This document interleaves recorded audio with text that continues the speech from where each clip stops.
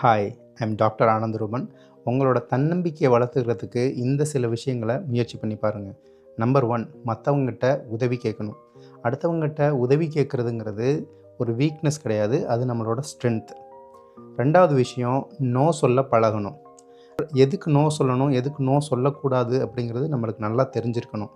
இதை நம்ம தெரிஞ்சுக்கிட்டாலே நம்மளோட டைமையும் நம்மளோட எமோஷன்ஸையும் நிறையா விஷயங்களில் பேலன்ஸ் பண்ண முடியும். மூணாவது, நம்மளோட கெரியர் ஆகட்டும், நம்மளோட ஃப்யூச்சர் ஆகட்டும், ஷார்ட் டேர்ம்லேயும் நம்மளுக்கு தெரிஞ்சிருக்கணும், லாங் டேர்ம்லேயும் நம்மளுக்கு ஒரு கோல்ஸ் இருக்கணும். இதை நீங்கள் பேலன்ஸ் பண்ணிங்கன்னா நிறைய விஷயத்தில் பேலன்ஸ் பண்ண முடியும், நீங்களும் கான்ஃபிடெண்ட்டாக இருக்கலாம். நாலாவது, இது ரொம்ப ரொம்ப முக்கியமான விஷயம், உங்களுக்கு என்ன தெரியாது அப்படிங்கிறது உங்களுக்கு நல்லா தெரிஞ்சிருக்கணும்.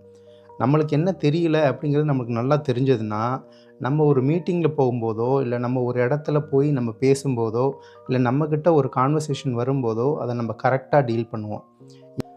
இந்த விஷயம் ரொம்ப பெரிய ஸ்ட்ரென்த்தாக இருக்கும். யோசிச்சு பாருங்கள். உங்களுக்கு என்ன தெரியலைங்கிறத யோசித்து அதையும் ஒர்க் அவுட் பண்ண ஆரம்பிங்க.